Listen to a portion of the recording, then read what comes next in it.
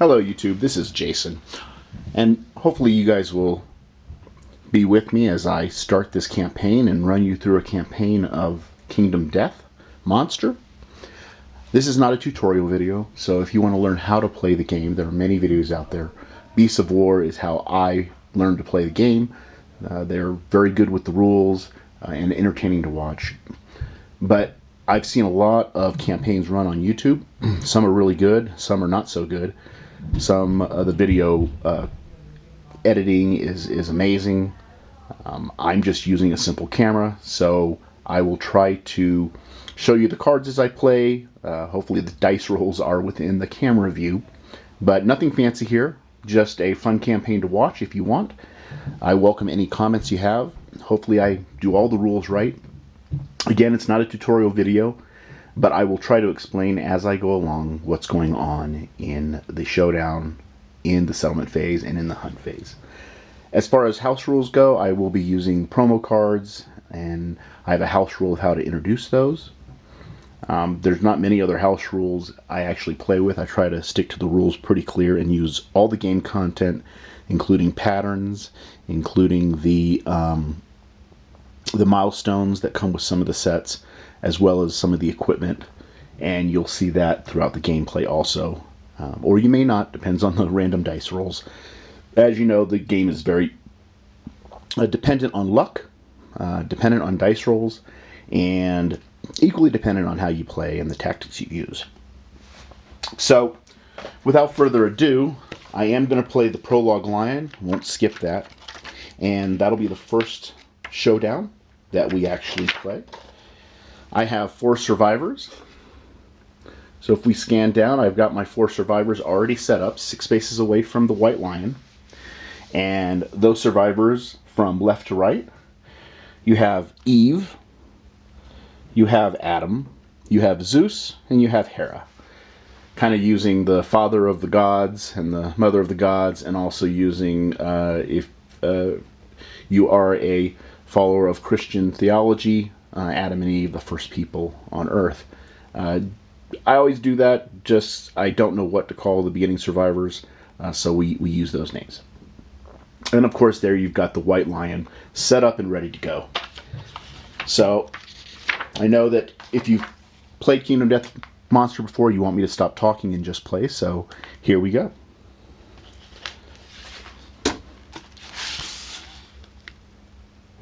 So once upon a time, there was a place of carved stone faces. A man with a lantern lay sleeping a dreamless sleep. The man knew nothing.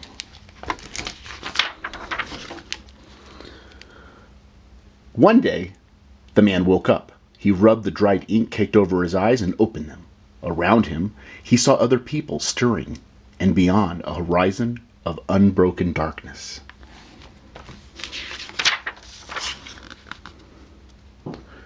A woman appeared and approached the man with the lantern. Her soft hand reached out for him. They had no words. They were a mystery to each other. Suddenly, a monster emerged from the darkness, its eyes wild with hunger. It attacked.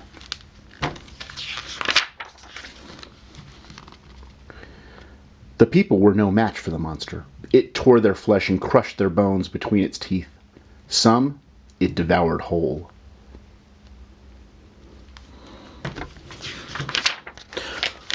Overcome with terror and grief, the man with the lantern collapsed to the ground. Cold stone noses pushed into his side. There was no escape.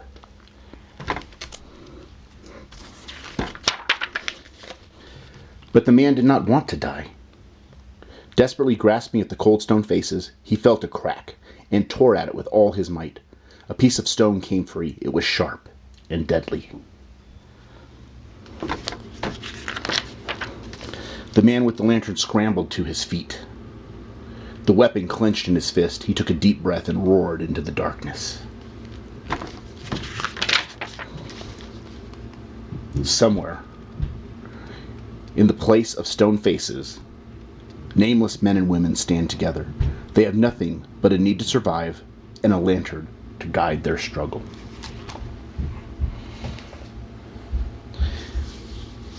Love that intro. It kind of sets the mood and the bleakness of the world. If you haven't played Kingdom Monster before or seen it played, it's a very dark game, one that is really pitted against the survivors. The odds are stacked against them. But if you have played before, you understand that first story actually has a lot of lore in it. So the first thing we're going to do is play this Lion's first turn. So because it is the prologue showdown, their first card, I don't know if we can zoom in on this. I'll try to hold it out as best I can, and hopefully we can see it a little better. But the first attack or AI card is Claw. So it says pick target, closest threat facing in range. So let me see if I can zoom out a little bit. You can see the survivors, and you can see the AI card.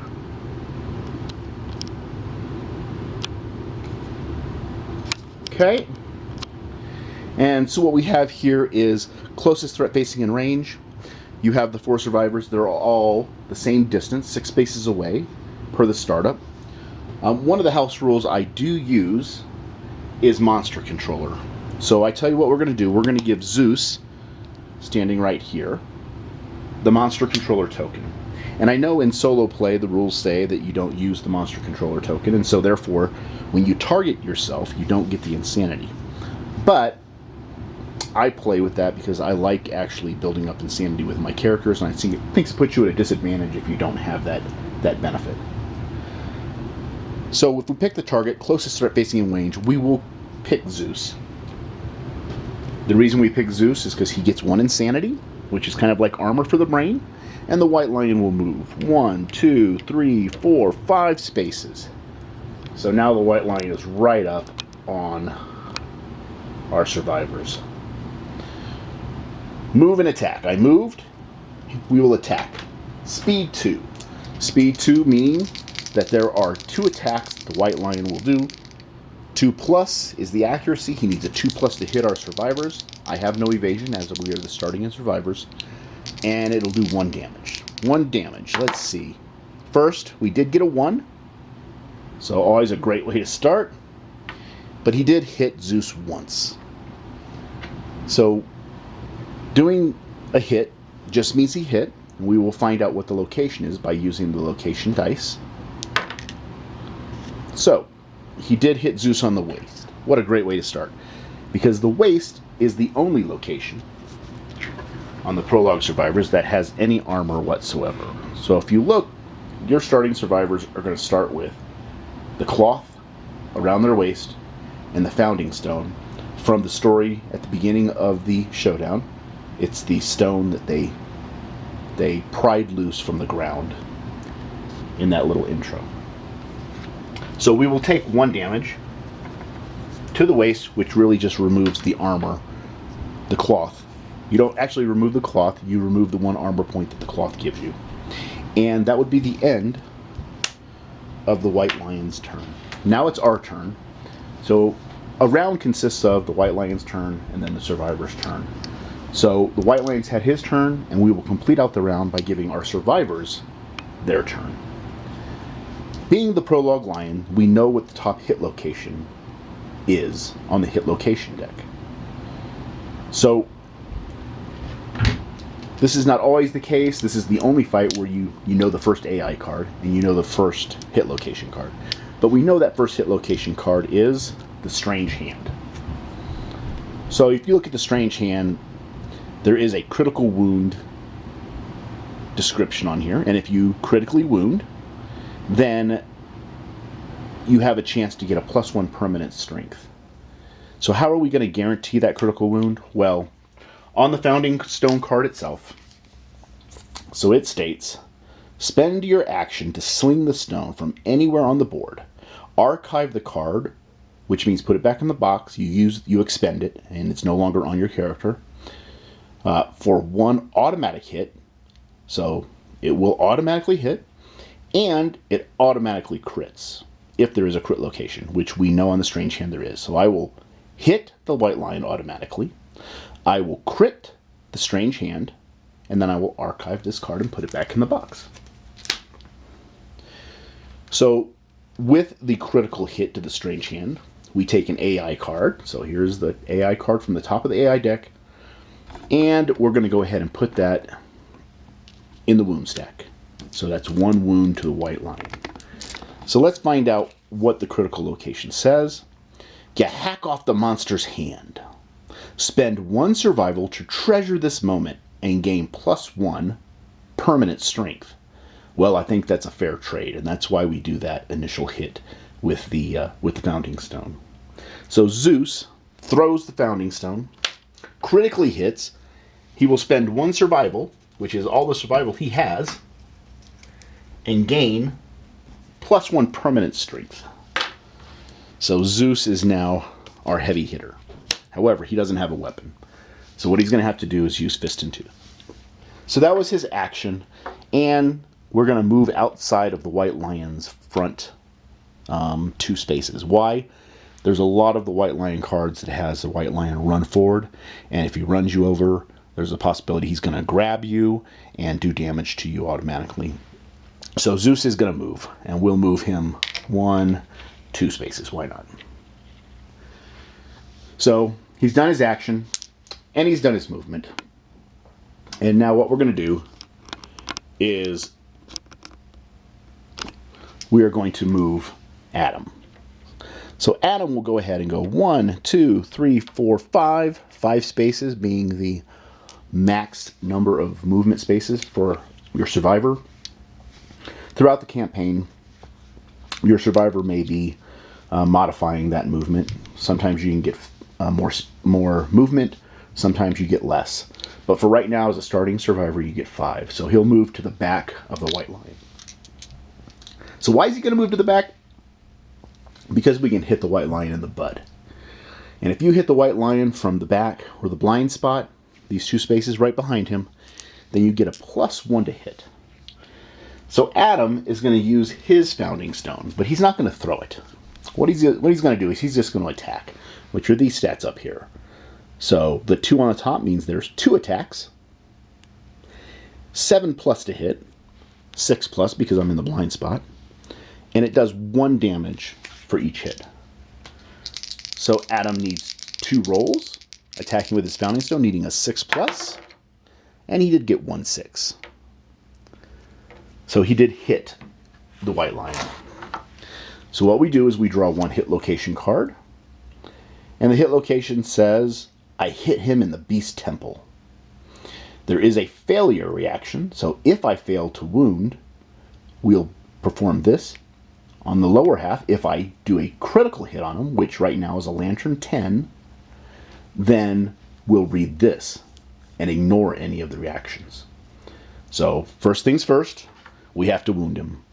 The founding stone does have a strength of 1, and the starting white lion has a toughness of 6. 6 minus 1 is 5. We need a 5+ to wound him. And that is a wound. Not a crit, just a wound. So what we're going to do is we're going to take the top AI card off the AI deck, and we're going to put it in the wound stack, just like we did before. This is starting off really well. Next thing we do is we're going to move Eve. Seeing her mate strike at the white lion and actually draw blood, she's encouraged.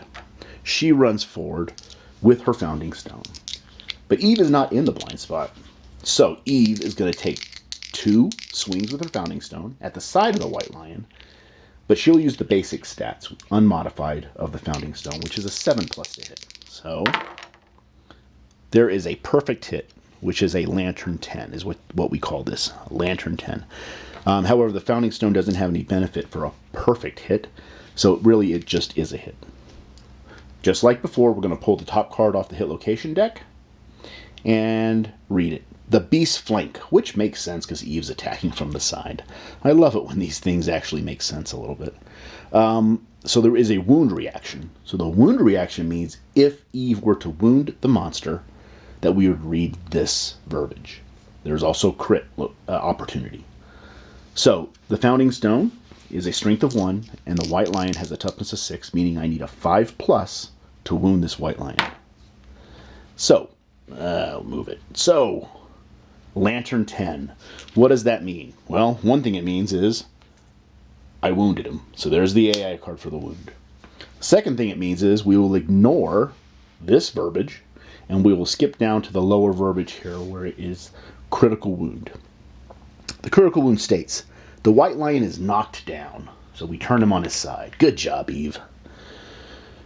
While the monster is knocked down, all reactions are canceled. That means these reactions on the cards. And all hit rolls succeed on a 3+. So now I'm feeling kind of sorry for the white lion, but honestly, the Prolouge white lion is a baby white lion. But we need to kill this thing anyways. So, awesome start.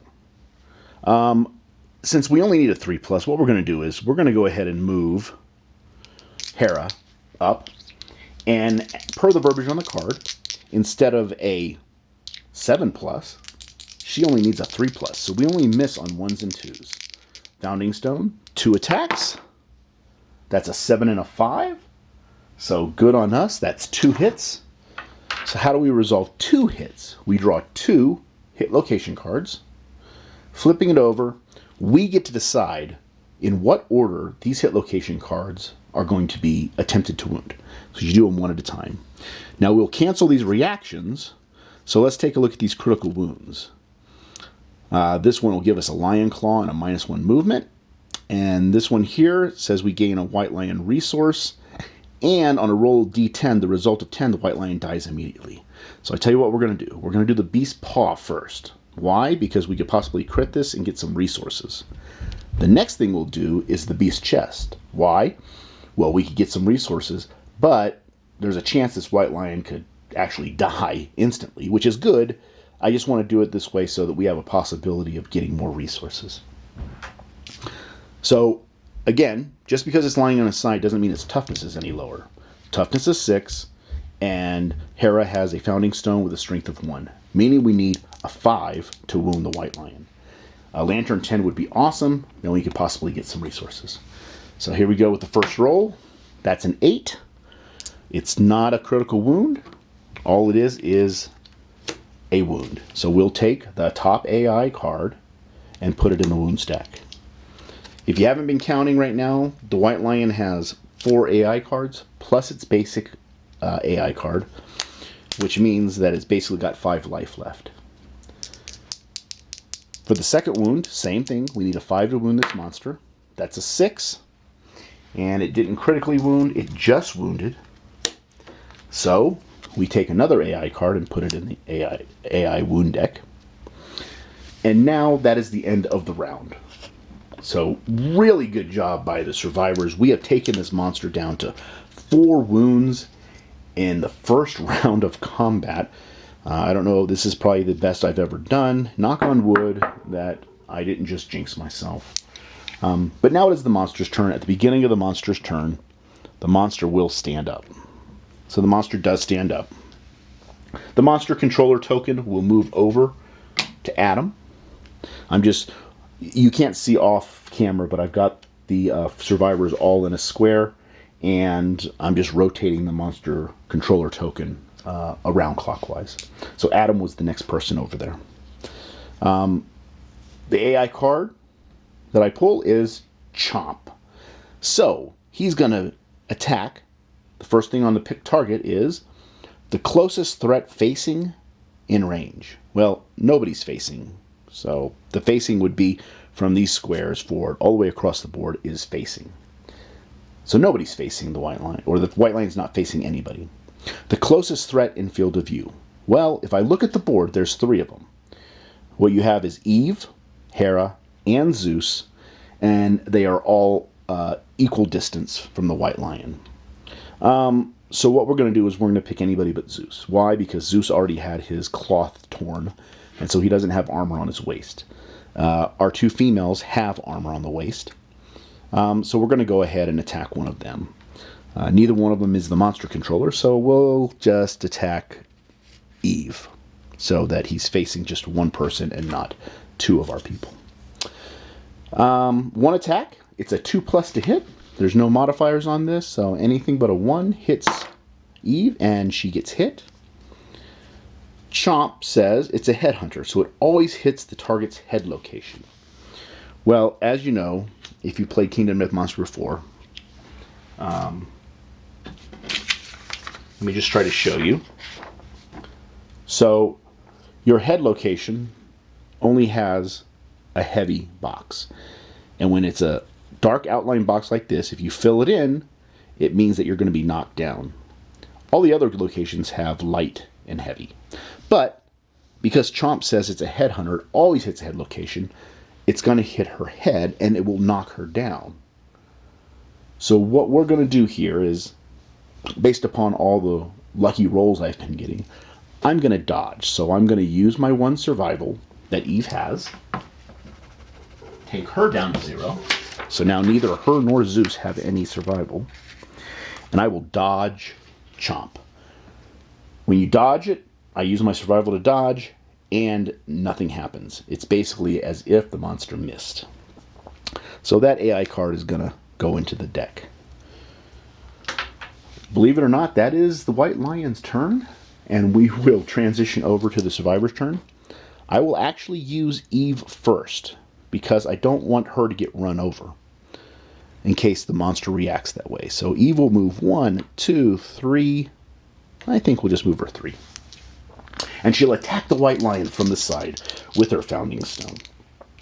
She's wounded this thing before, so she's confident she can wound it again. All she needs is a 7+ on the 2 rolls, and she missed twice. So that is the end of Eve's turn. A little overconfident for Eve. Now we're going to go ahead and transition over to Zeus. So if you remember, Zeus is the one that threw the Founding Stone so that he could get +1 permanent strength. So he's going to use Fist and Tooth. And Fist and Tooth is actually on the character card, or the character grid sheet. It's right here, down at the left corner. And I'll read it to you. So it says, a survivor may always fight with their fists and tooth. It is 2 attacks. It is an 8+ to hit with no strength modifier. But it has this special rule called deadly. So what deadly says is +1 luck when you attack with this weapon. So what does +1 luck mean? Well, +1 luck means that instead of a Lantern 10 to crit, he will crit on a 9 and 10. But first we have to hit, and then we have to actually wound to see what's going on. So again, the grid sheet said it's an 8+ to hit. Zeus is in the blind spot, so it's a 7+ to hit. He gets 2 attacks with Fist and Tooth. And he got an 8. So that's 1 hit. We pull a hit location card, and it says, in the beast's ear. So I guess he poked his finger in the beast's ear. There is a failure reaction, which we will read if we fail to wound, and there is a crit location. So remember what I said, it's a strength 0, but Zeus has a +1 strength permanent because of the strange hand that he chopped off. And so Zeus is going to need a 5. Base toughness of this lion is 6. He's got a +1 permanent strength and 0 strength on the weapon. So it goes down by 1, and he needs a 5 to wound. But it's a +1 with deadly, so he needs a 9 or a 10 to crit. Let's see what happens. 2. Well, that was great. This round is not going as well as the last one. So we read this failure. The White Lion jumps back. I guess it does that if you try to poke him in the ear. Without turning, move the monster 1 space directly away from the attacker. Without turning, 1 space away. Okay? Cancel all unresolved hits out of range. Not so bad. He moved out of the way, so now his blind spots are free for my other 2 survivors. Let's see what we can do. Let's go ahead and move Hera into the blind spot. So she moves first, which is 1, 2. At this point, Zeus could move. I think I'm going to leave him there. And Hera will attack with her Founding Stone. We've seen this before, needing a 6+ to hit, because +7+ with the Founding Stone and +1 because of the blind spot. 4 and a 4. 2 misses. This is about time I change my dice. So we'll change the dice to the brown dice. All right, Adam. What can you do? Adam's going to move into the blind spot also. He also has his founding stone. A 5. So I actually need a 6 to hit. So Adam misses twice. All right, so we have one other AI card left. 2 of the AI cards are in the discard pile. And we know what those were. It was Claw, and the last one was Chomp. So the only other AI card he has is Terrifying Roar. So all non-death survivors, that's everybody, Intimidate. Roll a d10 per target. If the result is a 2+ and higher than the target's courage, we have 0 courage right now, target suffers a brain damage per monster level and knockback 6. Then we'll perform basic action, target the furthest survivor in range. I love Terrifying Roar. All right, so the first thing the HAB says, roll a d10 per target. So here we go. Adam, 6. Zeus, 7. Hera, 8. Eve, 2. So every one of my characters will take 1 brain damage. I'll mark that down.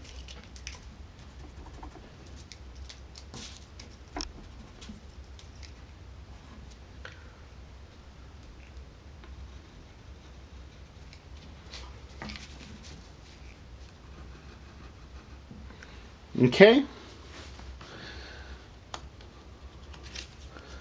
And so it targeted Zeus.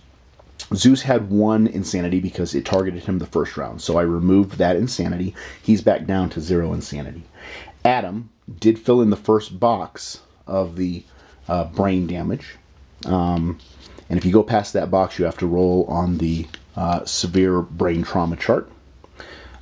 Eve, she is the monster controller. So again, the way I play this house rule, she was targeted. She gets an insanity for being targeted. However, we remove that insanity because of the Terrifying Roar. And then Hera, I filled in her first box as far as the brain damage. The next thing that the Terrifying Roar says after I gave brain damage to my survivors, or they all took a brain damage, is knockback 6. Knockback 6 does not mean knock down. It means knock back. So what's going to happen is we are going to knock the survivors back 6 spaces. 1, 2, 3, 4, 5, 6. 1, 2, 3, 4, 5, 6. 6. And Eve will be knocked back 6, but really she just goes back 1 because she hits the edge of the board. If you're not on the edge of the board, you'll move back until you hit the edge of the board. If you're already on the edge of the board and you have to knock back 6, you will go sideways 6 spaces. But she only goes back 1. The very next thing on the card says, perform basic action, target the furthest survivor in range. His range is 6, so let's see who that would be. 1, 2, 3, 4, 5, 6. It'd be one of those because they are the furthest survivor he can get to. Eve would be the closest survivor in range. Adam and Hera are the furthest survivors. So both of them are full health. So what we're going to do is we're going to go ahead and attack Adam. So he's going to attack Adam and do a basic attack. His basic attack states 2 attacks. It's a 2+ to hit and 1 damage. So 2 attacks on Adam. He needs a 2+ to hit him. That is 2 hits on Adam. The location of those hits are hand and head. Again, Adam has 1 survival. I tell you what he's going to do. He's going to dodge the head. Why? Because it will knock him down. But he'll take the hand.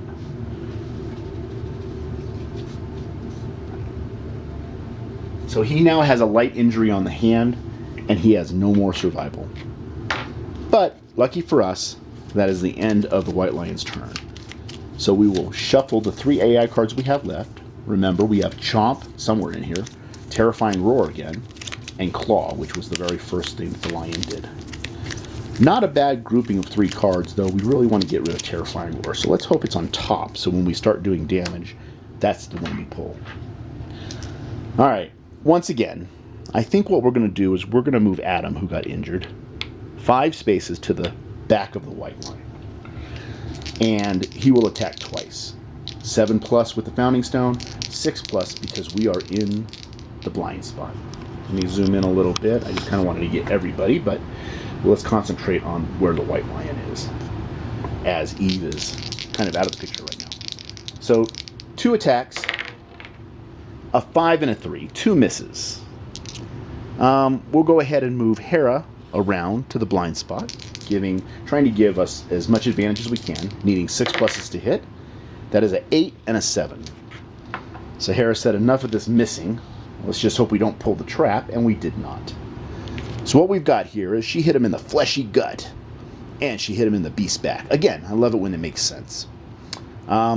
There's a failure here that says the White Lion will do a basic attack, and there's a failure here that says the White Lion's going to move forward and grab.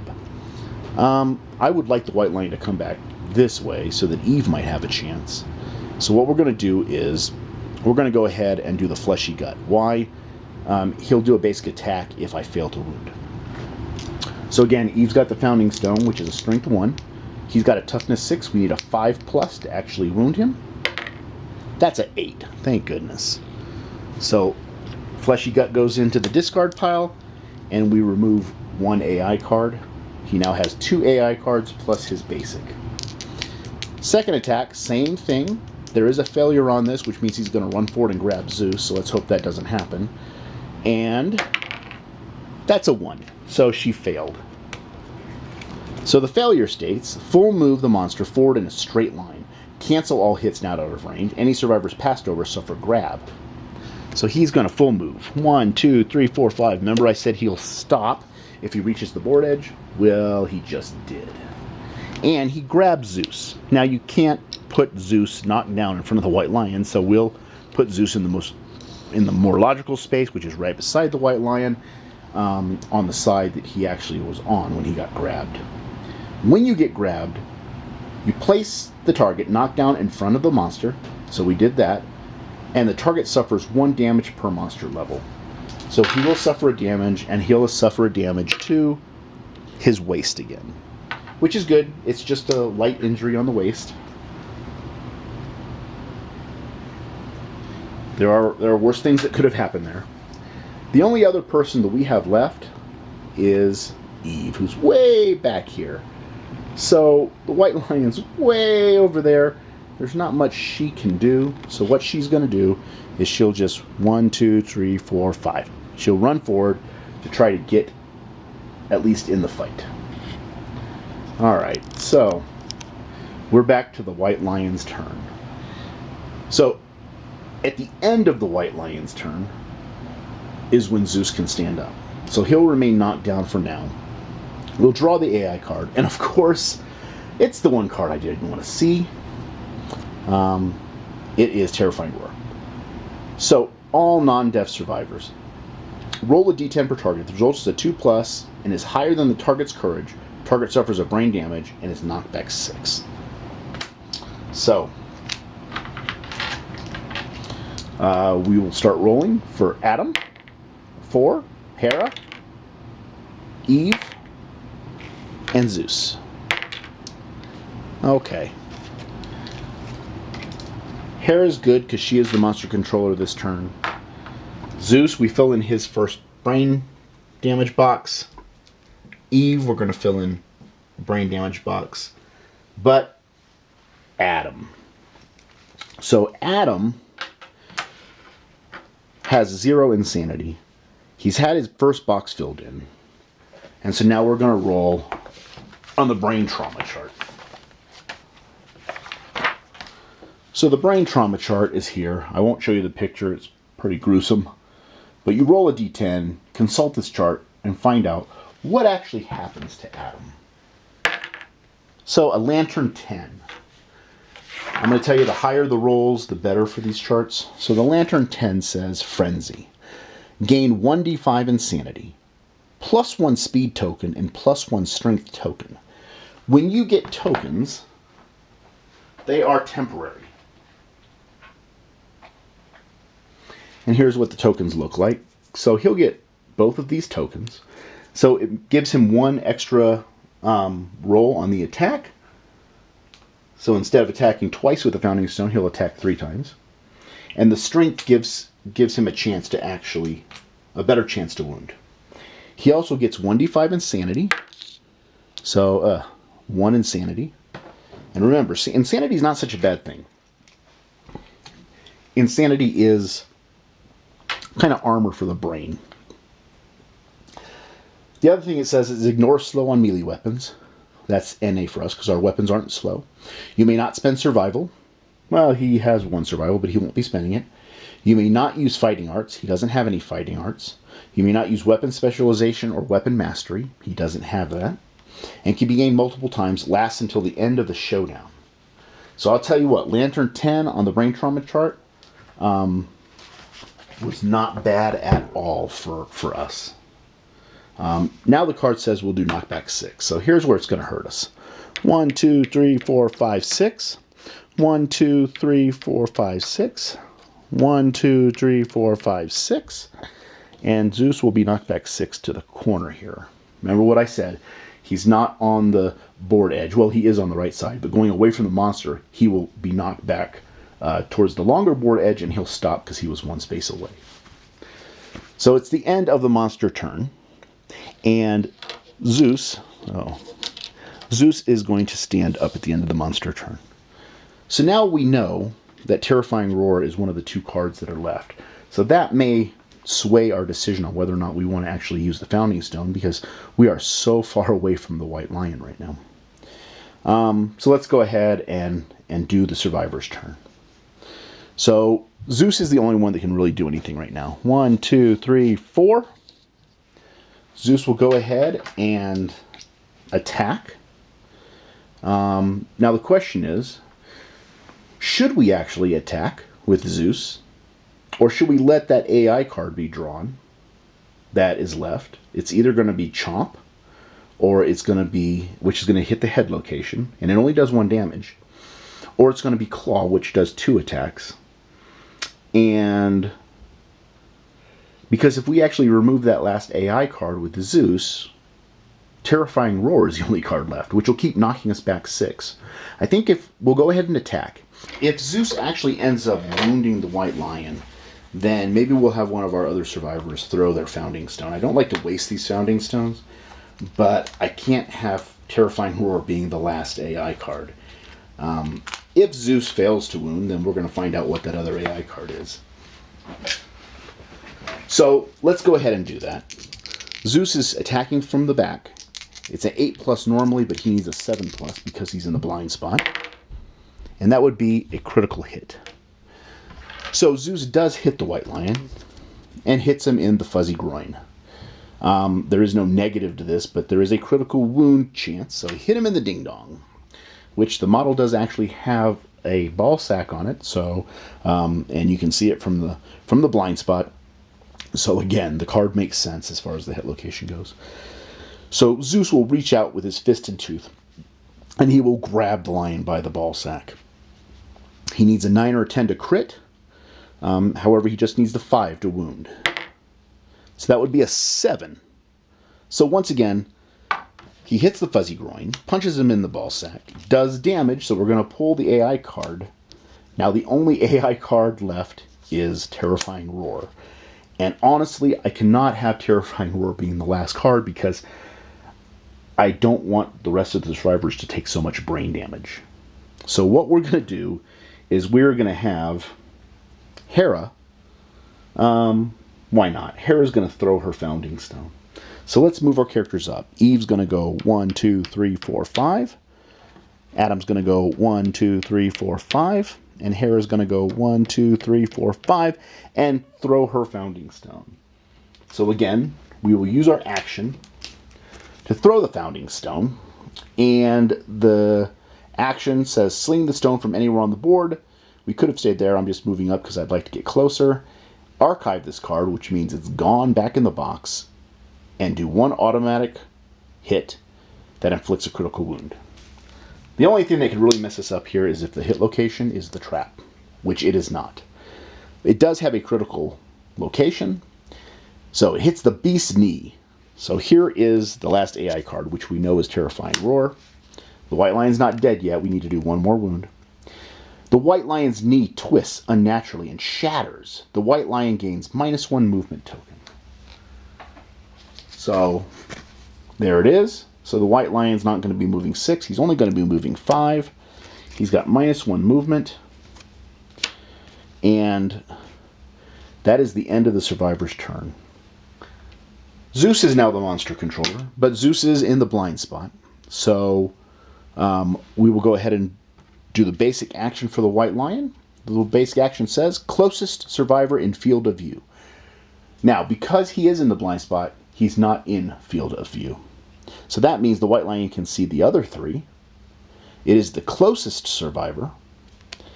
So the closest survivor is going to be one of these two, and we can choose who it's going to be. We're going to go ahead and choose it to be Hera, because Hera has taken no damage. The white lion will move 5 spaces, 1, 2, 3, 4, 5, because of the -1 movement token. He can't even reach her. And when he runs over Zeus, Zeus gets knocked down. No damage. He does get knocked down. If the white lion were to end its movement on Zeus, Zeus would also be knocked back. But because he just runs over Zeus, he does a damage. He does a knockdown, no damage. He does target Hera. However, he's not close enough because he's limping around on that bad knee that we gave him when we shattered it. All right, well, that is the end of the lion's turn. Since Zeus was knocked down on the lion's turn, he has to wait until the lion's next turn to stand up. So what we're going to do is the same thing, rinse and repeat. We're going to move. I don't think we can get to his blind spot. 1, 2, 3, 4, 5. Nope. So Adam's going to have to stop here. And Adam will go ahead and try to hit him from the side. The basic of the founding stone is a 7+ to hit. And that's 2 misses. Hera is now going to come 1, 2, 3, 4 and try to hit him in the side. That's a 7, 1, 7, thank goodness, and a 4. So 1 hit. We pull the hit location. It is the beast's femur. There is no negative. It just says the blow lands on the monster's leg. Well, just because we landed a blow doesn't mean it damaged it. So we'll roll to see if we wound him. Strength of the... Oh, wait a minute. Hera does not have the founding stone because she threw it. So she needed an 8+ to hit. Meaning, let's put that back on the top of the hit location deck. Meaning that she actually missed. She needed 8s to hit the white lion. Keep me honest, YouTube. Eve. Eve's going to go 1, 2. Save the day, Eve. Now, Eve does have her founding stone. So she'll attack twice. There's an 8. There's the femur. So the blow lands on the monster's leg. This one does. And let's see if she can wound it. It is a strength of 1.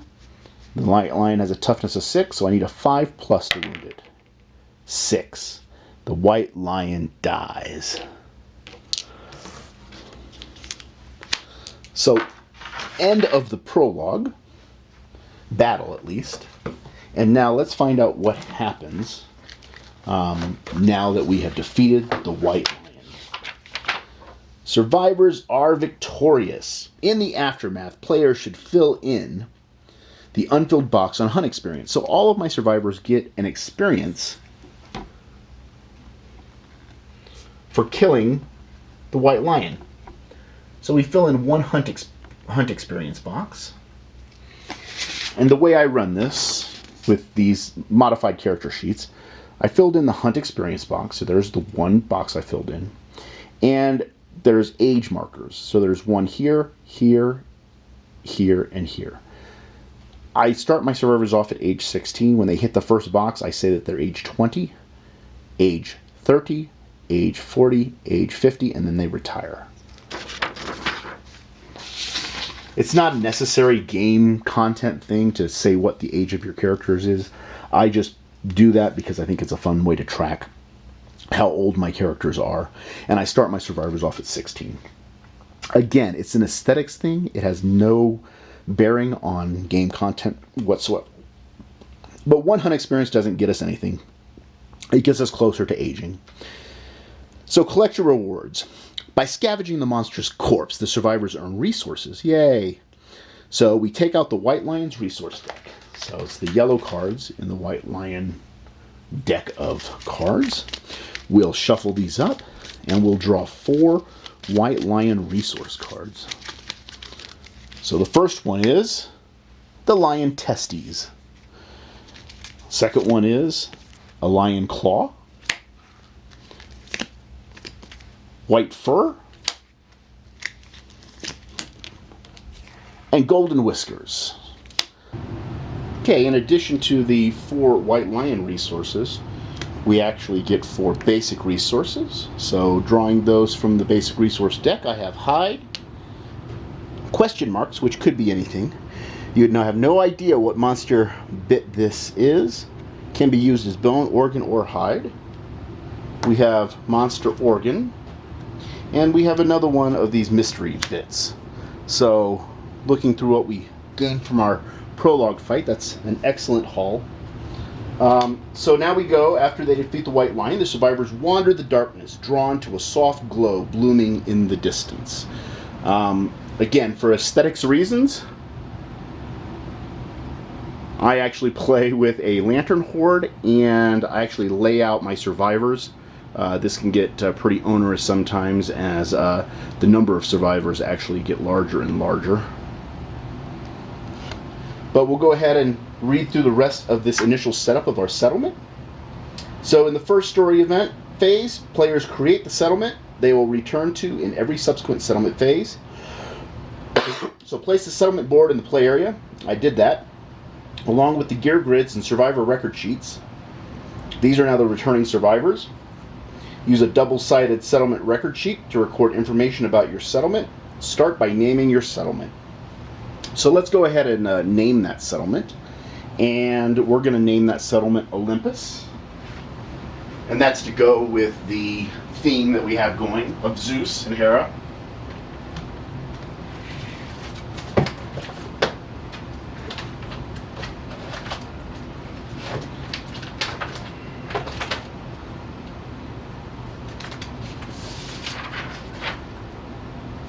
Okay, sorry about that delay, but I was getting the settlement record sheet. So this is the settlement record sheet I play with. It's basically the same as the record sheet that comes with the game, except for it's modified just a little bit. You see up here I list expansions used. We do talk about settlement bonuses. Down here I do have a column here to list out what the innovations actually give you, if it gives you survival or if it gives you departing with survival. I've increased the population area because when you're playing Kingdom Death Monster, if you choose the right principle for life, you can end up with a very large population. It also allows me to have many people die off before I have to actually go for another sheet. I increased the death count area because I found that my deaths usually exceed the boxes they give. Additional settlement notes, we added a resources area and an equipment area. Usually the resources and equipment exceed both of those also. But it's just a slight improvement, I believe, to the settlement record sheet, and it doesn't, again, alter the game. So we'll go ahead and name it Olympus. So it says, okay, survivors return. Notice below the settlement name, the returning survivors gain +1 survival when the settlement is named. Right now the survival limit on all my survivors is 1. So at max, all of my survivors now at least have 1 survival. So I just recorded that on all the sheets.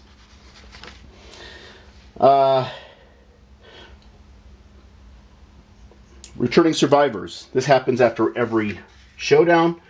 They heal any of the injuries, not permanent injuries, but any of the injury boxes you filled in, and that does include the brain box, where I took damage from the terrifying roar. So that is done. I've erased all of the damage, the light injuries and the heavy injuries from all my characters. add the names of the returning survivors to the population list. So I'll do that right now. To the back of my settlement sheet, I will add the 4 names. So we will add Zeus and Adam on the right side, both males. And we will add Hera and Eve.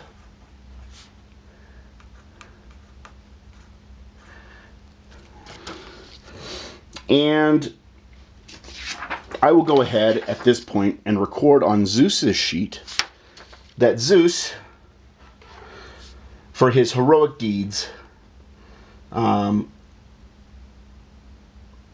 cut off Strange Hand, and that'll be White Lion level 0. Just a way to give him a little bit of notoriety and say that, you know, he actually was the one that did that and showed the other survivors how to wound this lion with their founding stones. So excellent. So we've got those survivors listed on the settlement sheet. Gain endeavors. So each returning survivor generates an endeavor. So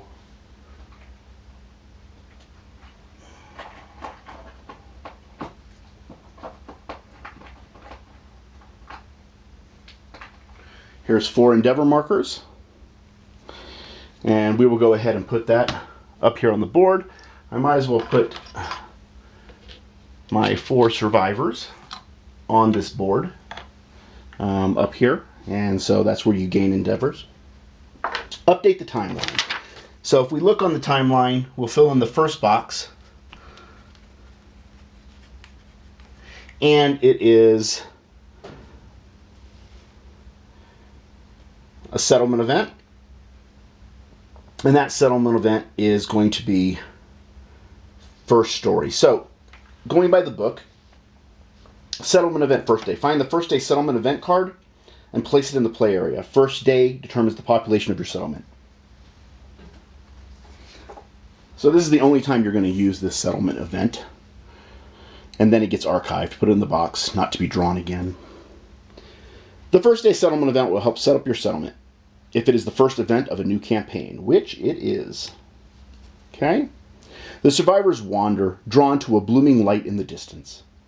They find the serene comfort of a towering pile of lanterns and a small collection of scared people. On a deep instinctual level, they know this area is safe, and they must, or they make it their home. Roll a d10 to determine their starting population and record the result on the back of the settlement record sheet. Choose and record genders for unnamed survivors. You may name an unnamed survivor and create the survivor record sheet at any time during the settlement phase. So we will go ahead and roll. There's 3 categories, 1 through 3, 4 through 6, and 7 and above. The higher you roll, always the better with these events. So I rolled a lantern 10. So excellent. So it says we have 10 unnamed survivors, plus the returning survivors.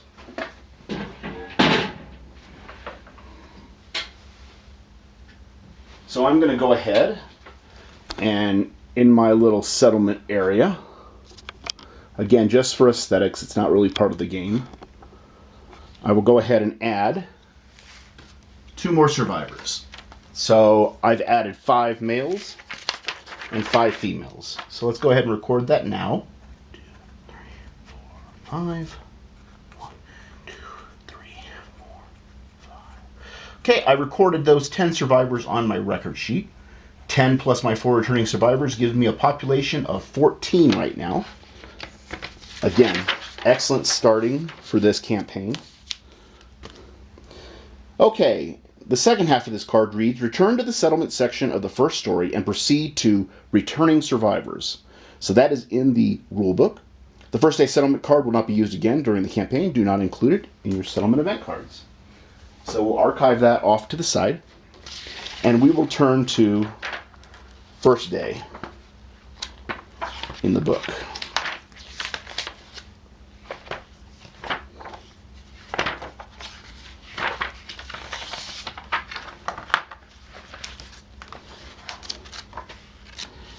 Okay,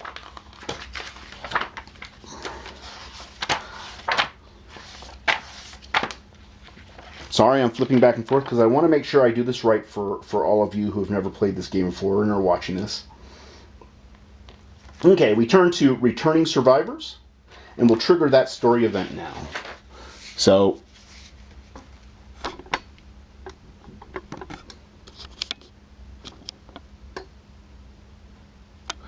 backing out a little bit so you can see this. It is the Returning Survivors section of the book. Returning Survivors. Nominate a survivor to utter the first words. So I tell you what, I like having Hera, who is the mother of the gods here. We'll have her utter the first words. The nominated survivor steps forward and gains +1 courage. We'll go ahead and record that on her sheet. As you can see right here, recorded. They lead the other survivors in learning to speak to one another. They discuss their situation, realizing they must hunt to live. Add the white lion to the quarry list on the settlement record sheet. We'll go ahead and do that, and it's already filled in. Language is your first innovation. Your settlement gains the language innovation. Search the innovation cards for language and place it face up in your play area and record it on your sheet. Okay, we'll go ahead and do that too. So let's look for language. Here it is. So on language it says, all survivors gain the encouraged survival action. My survival limit goes up by 1. So my survival limit for my settlement now is a 2. So I've recorded 2 up here. 1 is what you start with, and when you get the language innovation, you now bump up to 2. Okay? Encourage allows me to spend my action, or spend a survival, to have a non-deaf survivor stand up. So once per round, if attacking, spend 1 survival. If standing, spend 1 survival to call out to a non-deaf survivor. They stand if knocked down. So that's awesome. Add language consequences to the innovation deck, which is exactly what the book says. So build innovation deck. The innovation deck represents potential cultural and technological growth of your settlement. It will grow throughout the campaign as you gain new innovation cards. Find the 6 innovation cards with language consequences, which is ammonia, drums, hovel, inner lantern, paint, and symposium. So hovel, ammonia, inner lantern, symposium, paint, and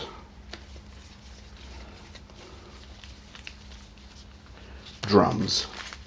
Let's make sure that's correct. You got ammonia drums, hovel inner lantern, paint, and symposium. So here are the cards, and that is going to be used to create my innovation deck. There's a handy dandy little spot for that right over here, innovation deck. And as for the language, it goes up here where we have innovations. Okay? Go ahead and put the rest of the innovation cards away. The innovation deck is persistent. Make sure that you preserve the unique combination of cards in your deck between play sessions. Finished with their work, the settlers gather around the glowing center. Armed with language, the nominated survivor, who is Hera, aptly names the glowing center of their home the Lantern Horde. The settlement gains the Lantern Horde settlement location. So I'll go ahead and pull the Lantern Horde location out. And there it is. We'll put it here.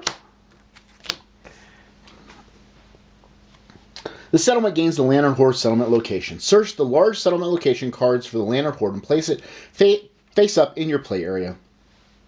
Okay, the nominated survivor, Hera, sits in front of the Lantern Horde in awe and gains +1 understanding. So not only does she get +1 courage, we'll give her +1 understanding. They must skip the next hunt phase as they ponder the meaning of existence. So on the card, right here at the top, is a box that says skip the next hunt phase. So we'll go ahead and fill in that box. And we'll put her off to the side because she is not going to go out and hunt. She'll have to skip one. Okay, they cannot be selected as a departing survivor. Return to the first story to complete the settlement phase. Okay, so we'll go back to the first story.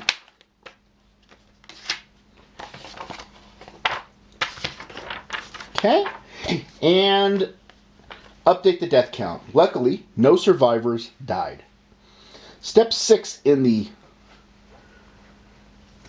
list here is check milestones. The first time the death count is updated in the settlement, we'll do Principle of Death. Unfortunately, nobody died. And I say unfortunately because it's sometimes good to get this in right away, so that you actually have the Principles of Death principle. But we'll go on to the next, which is Develop. So Develop is where we get to spend our resources.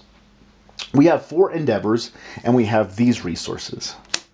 So I know a lot of people talk about whether it's good to go ahead and innovate the first turn. I believe personally it's always good to innovate. And by innovate, you'll use the Lantern Hoard, and you'll use an endeavor, a bone, an organ, and a hide to go ahead and innovate, which will give you one of those innovation cards from the innovation deck. So I tell you what, we're going to go ahead and do that. Once per settlement phase, you may spend the listed resources to draw 2 innovation cards and keep 1. So we need an endeavor. So here's an endeavor. And we'll put that back in the box. We need a hide. So we'll use a basic hide. We'll use a basic organ. And we need a bone. So we have the lion claw, or we have one of these. I tell you what we're going to do. We're going to go ahead and... Yep. We're going to use the lion claw, which is our bone. So if you read up here, it's a bone. There's your organ. There's your hide. There are the 3 resources we need to innovate. So what we'll do is we'll take the innovation deck and we'll mix it up, and I'll just draw the top 2. So here's the first one. We can choose drums, or we can choose symposium. Okay. I tell you what I'm going to do. I'm going to go ahead and choose symposium. The reason I'm going to do this is it says when a survivor innovates, draw 2 additional innovation cards to choose from. So it also increases our survival limit of our settlement by 1. So our survival limit is now 3. And the next time we innovate, we'll get 4 cards where we get to choose 1. So innovations are really important. At the bottom of the card, it says add symposium consequences to the innovation deck. So we will go ahead and do that. And the symposium consequences, you'll just have to give me a second. Yes, indeed, nightmare training and storytelling are the 2.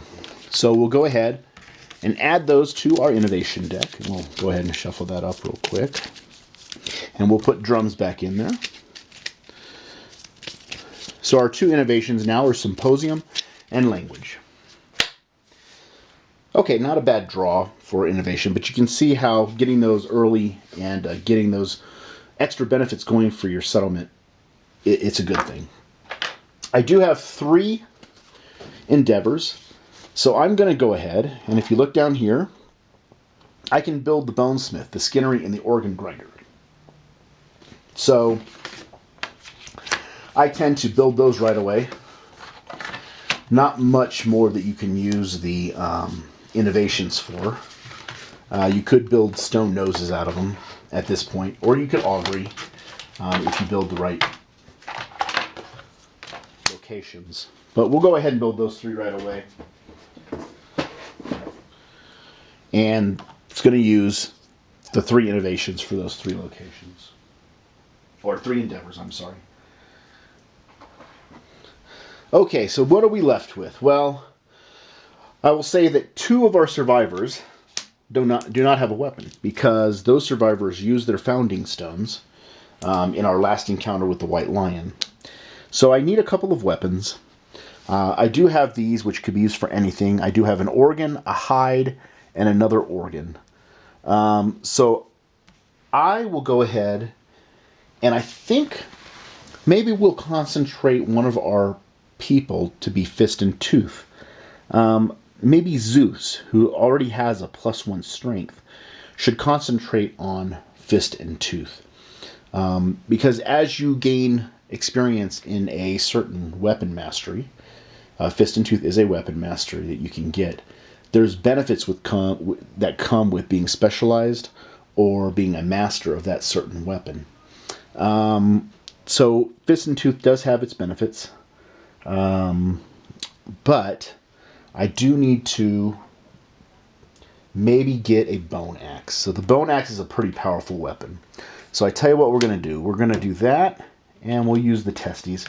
So we'll use this question mark, which can be anything, as a bone, and we'll use the testes as the organ. So let's archive those.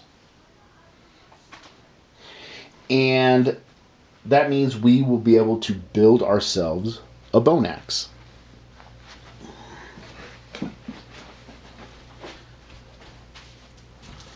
So I'll pull the bone axe out of the gear carts. And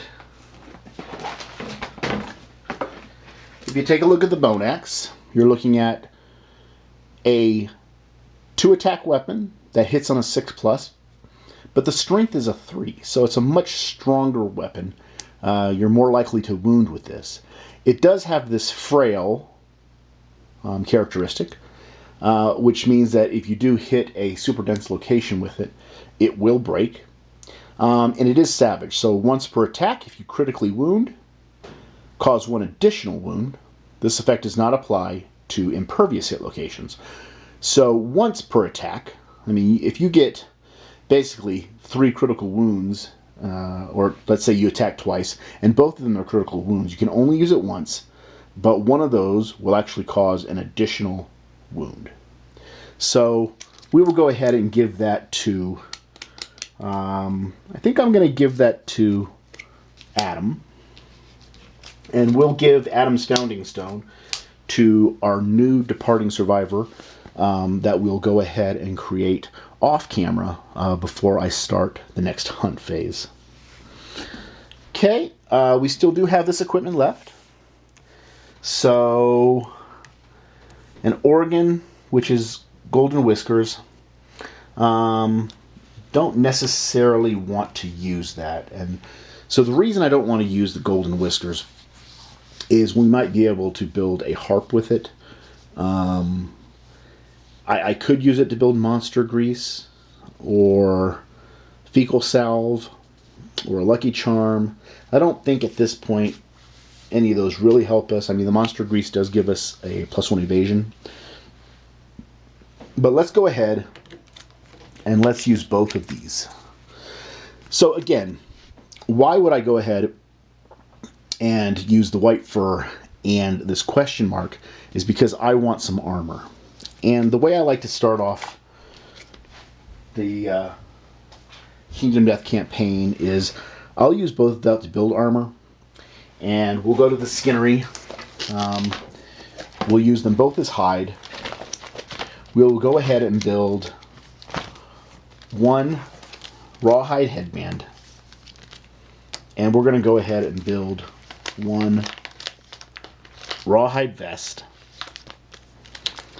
and we're going to go ahead and give that equipment to Adam, who I also gave the bone axe to.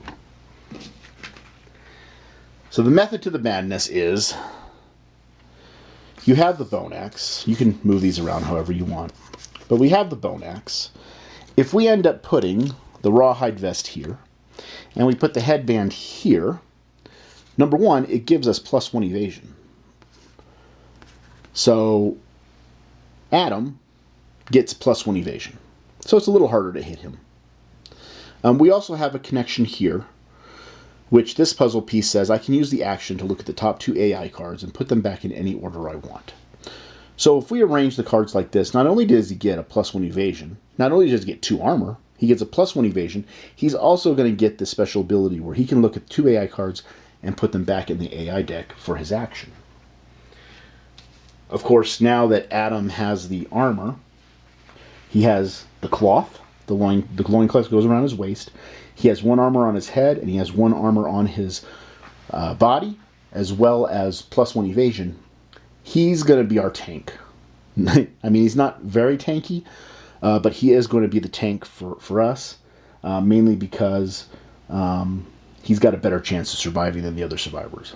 So when choosing a target, we'll try to choose Adam to be the one that gets targeted.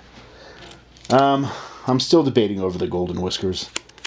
You know, I'd really like to keep this so that I could build a harp, but there's dangers when it comes to carrying a musical instrument. You become noisy, and there are some hunt events that are really nasty. I kind of want to do that, but you know what? I think I am going to go ahead and make a monster grease.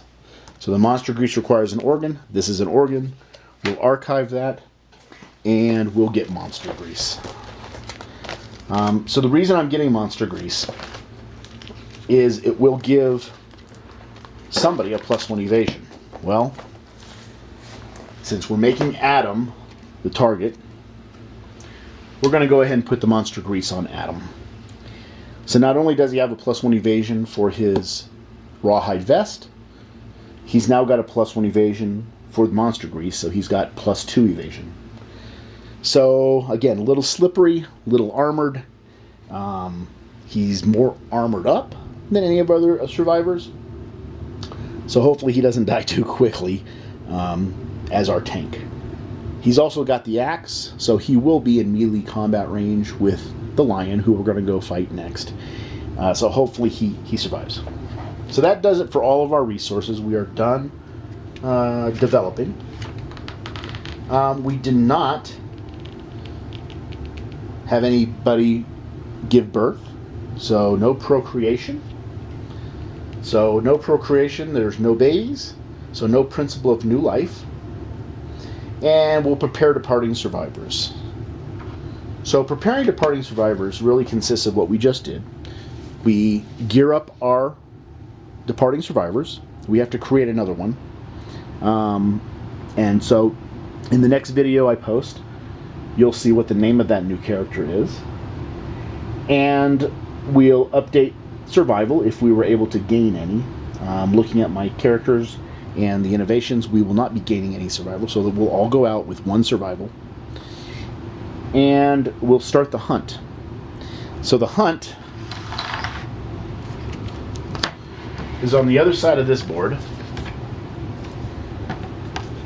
And it consists of some random events and rolls as we go along trying to hunt this white line. So I will post this next video as soon as I can. I'll set this up. We'll be ready to go. And hopefully you guys can rejoin me and watch the next Lantern Year. So I hope you enjoyed this. I hope it was informative. I hope I didn't make too many mistakes. There's a lot of administrative caretaking as far as keeping track of what's in your settlement, what your innovations are, you know, what gear your people have, and as we go along, what disorders and fighting arts each person has. There's a lot of admin. There's a lot of rules. Some are for interpretation. There's a lot of facts out there on the internet that you can look at. So if I get some rules wrong, please forgive me. I will try my best to correct myself, or I am open to feedback. So if you have any comments of how I did something wrong, I'd love to hear it, because that's how we learn. No harm, no foul. Please let me know. So again, hope you enjoyed it. We'll see you next time.